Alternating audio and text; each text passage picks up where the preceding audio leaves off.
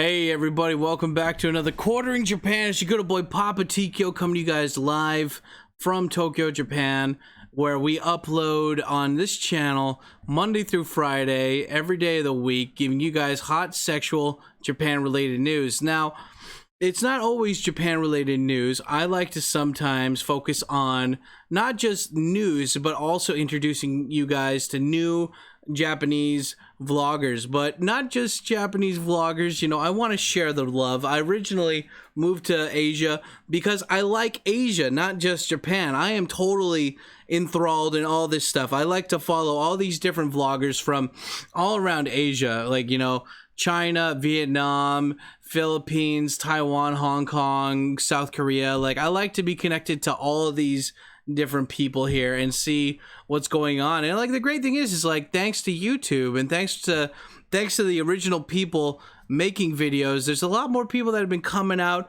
and making videos. And today I want to give some love back to, this is hopefully a series where it's not just, I already did one on Thailand vloggers. You can go check that out. I'll put it in the description down below. But yeah, today I wanted to show some love to some Taiwan vloggers. Now, like, there's actually quite a bit of vloggers in Taiwan for being such a small place. And yeah, so I want to share, this is like part one of hopefully a couple introducing people in Taiwan videos I'm gonna make. And no, I'm not introducing Prozzy because I already did a fucking video on Prozzy. I guess, you know, he already got his special video. And M13 is, I already made a rant about him, and that's gonna be out probably sometime in August. So anyway, yeah, let's get into it today. Let's show you guys some pretty badass motherfuckers. And yeah, let's jump into it. Boom. Okay, so first guy that we're talking about is Life in Taiwan. Now, I'll have this video playing in the background while I'm talking about him. So Life in Taiwan, he's a guy who is British. I think his name used to be Englishman from like in Taiwan, or like England in Taiwan. I think he changed it to Life in Taiwan. You correct me if I'm wrong, dude. I don't really remember that well, but you know, he's an English guy who lives in Taiwan, and this is one thing that I really like about a lot of Taiwan vloggers. I thought it was only Prozzy, but apparently all the big Taiwan vloggers, when they're in Taiwan, one of the things that they like to do is, as you can see, he's got Chinese, he's got Mandarin, he's got traditional kanji, not the fucking retarded dumbed down kanji like mainland China does, because they think their people are so stupid they can't read regular fucking kanji that people in Taiwan and Hong Kong use. But anyway, you can see that he has subtitles in Chinese and English, and as you can hear just a little bit, engineer, then you're going to struggle to find a job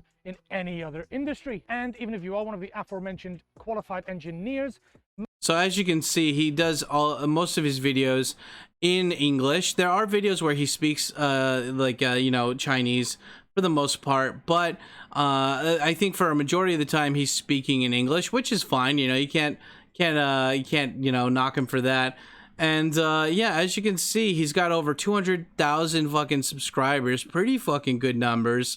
And yeah, he's constantly making videos with my boy Prozzy recently, and that's fucking cool. That's cool that he's doing that. And as you can see from the videos, like in particular, yeah, he writes down a Japanese or a Chinese description as well. See, this is the thing that I notice of a lot of Taiwan vloggers, is that they really try to not just like hone in on the market of English speakers that are interested in Taiwan, but also the Taiwanese people. And that's why, you know, so they can gather both audiences there. And because of that, like, that's really cool. But because of that, like, they do have to stay mostly positive. I don't see these people really talk bad about Taiwan or negative things about Taiwan. And if they do, it's from more of like, well, hey, you know, other people think this, but I think Taiwan's great. And yeah, you know, it's interesting because whenever I think of Taiwan, I don't immediately think of my friends in Taiwan. I've actually been to Taiwan. I spent like a week and a half with my buddies Andrew and Tetsu in Taipei, and it was great. We went all over. I got to hang out with my buddy Adam that I hadn't seen since college, and yeah, it was really fucking cool. It was fun. It was great, but it was so goddamn hot. It was so goddamn hot. I think we went in May. And I remember like coming out of a subway station, and they had literally 7 flights of stairs to go up, no escalators, no elevators, and I was just like, god damn, in this heat, being fat, like, holy shit, this is tough. But anyway, the only things I think about when I think about Taiwan are the immediate thing I think about is that CJ Ride guy, who was like the first ever like Twitch IRL streamer in Taiwan, who learned Chinese and was a IT guy in Taiwan, and then he did like a Love Hotel video. Like, the thing about Taiwan is that like Taiwanese media, I don't know about Taiwanese people, but Taiwanese media loves to make a big deal out of anything. They'll make a mountain out of an anthill because, you know, it's news, and there's not a lot of, it's a small little island. How can it have so much fucking news? And you know, anyway, that CJ Ride guy and Jake and Bake, they went to a Love Hotel with some girls just to have fun, you know, do a fun sexual, you know, sexual themed stream or whatever. And people freaked out about it, and they freaked out about it so badly that CJ Ride got harassed so badly that he had to leave Taiwan. He fucking loved Taiwan, and just people were relentless and fucking racist as shit just because these guys were having fun in a hot tub stream. And I just think that's so sad that like, you know, because it's like if you're in Taiwan and it's so hot, and you're constantly getting the threat of China coming over and fucking ruining this awesome democracy that you guys have built, then yeah, I'd be pissed off and scared too. But anyway, I feel like with these vloggers, they really have to kind of keep their mouth shut when it comes to shit like that, just because they don't want to get bombarded by people too. So they mostly have to stay very, very positive in their videos. They can't be too critical about Taiwan.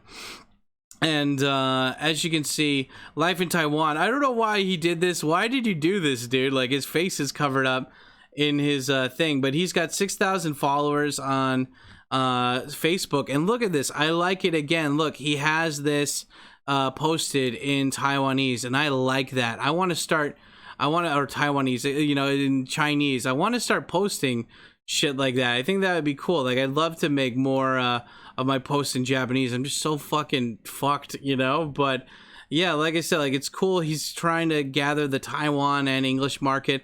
As you can see from this fucking thumbnail, it's mostly marketed towards Taiwanese people. I mean, it's all kanji and stuff there. So yeah, and as you can see here too, I brought up his Instagram because you can see he gets around. He likes to go and have fun. And I guess this is his kid. I guess he married a white chick. I thought he was married to a Japanese chick or a Chinese chick for some reason. I know Taiwanese don't like being called they don't like being called Chinese. They want to be called Taiwanese, but whatever, you can't win. You can't win with any of these guys. But anyway, I noticed that, like, you know, this is the thing though, like, he'll make videos where he goes around and he says hi to like shop owners or whatever, but they don't, like, I don't see any Taiwanese friends in his videos a lot. It's always him with white people saying hi, and it's just like, yeah. Anyway, fucking 8 minutes already into this video. God damn. Okay, let's move on. The next guy is This Is Taiwan, and I love it. He's doing the same thing that I do in my videos. He's got like he cuts out the lands, like the parts in the video or parts in the picture to put the text behind there. And anyway, yeah, his videos for the most part, from what I've seen, I don't really know much about him. From his about section, it says that, you know, your window into Taiwan. It doesn't really say that much about him, but his videos, as you can hear, relationship between Taiwan and Japan, with a brief history of the relationship between. So he has some, like, as you can see, it's in English, and again, you know, Chinese subtitles and English subtitles, and you can see from his videos, he has a couple of videos where he does the whole, like, I'm speaking to a Taiwanese shopkeeper in Chinese, and wow, they really like it. And so he does speak Chinese from what, you know, he's been able to show. And again, most of his videos, it looks like he's aiming more towards the Taiwanese market versus like the English speaking people that are interested in Taiwan. And you know, I think for the most part, whatever, like, his videos are really like, just like life in Taiwan, they're really well made. Like the color, like the B-rolls, the B-roll, the social media shout outs, the fucking just everything. It's very, very on point. These guys know how to grow their shit, man. And this video only has 5,000 views, but it's a good fucking video, you know? And anyway, he has over fucking only 1,400 followers on his Instagram, but you can tell, look, he's got a kid. So he's married to a Taiwanese chick and he's got a kid there, and that's cool. That's cool. So he's assimilated that way. He's helping repopulate the country. Fuck yeah, good for him. Good on him, mate. And then sorry, I skipped through your thing. This is Taiwan. I didn't realize I was talking so much for the other one. Anyway, the next guy, his name is Noldo Azul. I don't know how to read this, but his videos are first and foremost for Chinese speaking people. And I love this guy because he I don't know if he's in Taiwan. I think he lives in America. He has to live in America from the way that he's talking or whatever about all this shit. But yeah, he makes videos almost completely in Chinese, and you know, I think that does he live in Japan, or does he live in Taiwan? But anyway, here, listen to this for a second. 中共百年大会说他要解决台湾问题。亲爱的习近平，我跟你说，台湾这个国家不是问题，好不好？ Oh man. Anyway, so this guy, he's totally got like the commentary part of YouTube down, you know? And fuck, he's got that neon light. I want a fucking neon light. Holy fuck. I gotta remember to make a mental note of that. I really love the neon light. Whenever I think Asia, I think like, you know, fucking cyberpunk neon lights. So that's definitely, I got these lights in the background, but I would love to get one of those like kanji neon lights. That's so fucking awesome. But anyway, yeah, his videos are mostly for, as you can see by the comment section, it's mostly Chinese people.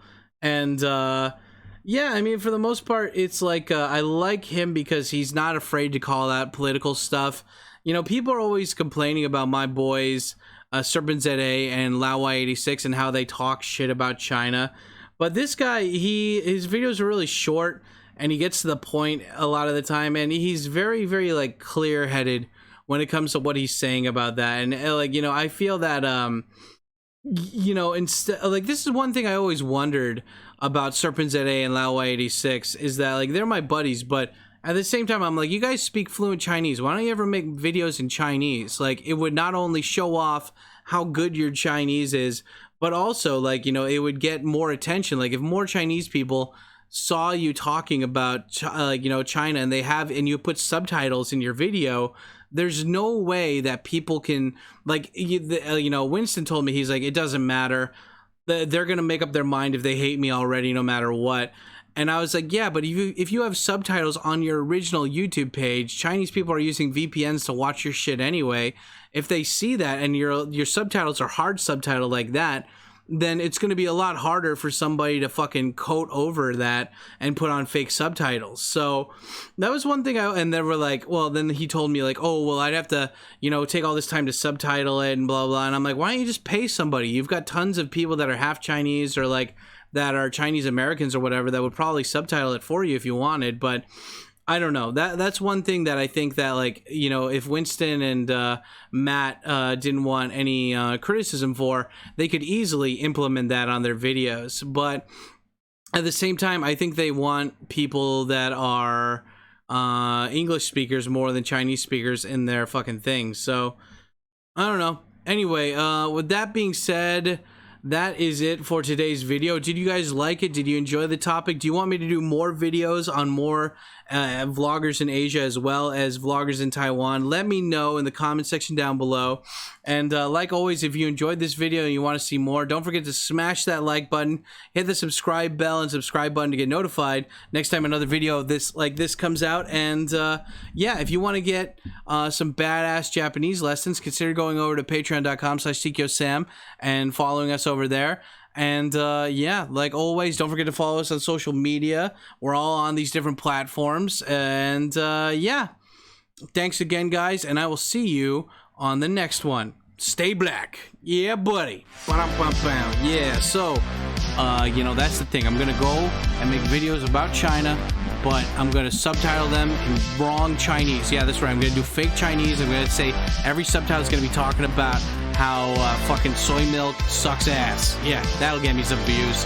Fuck yeah.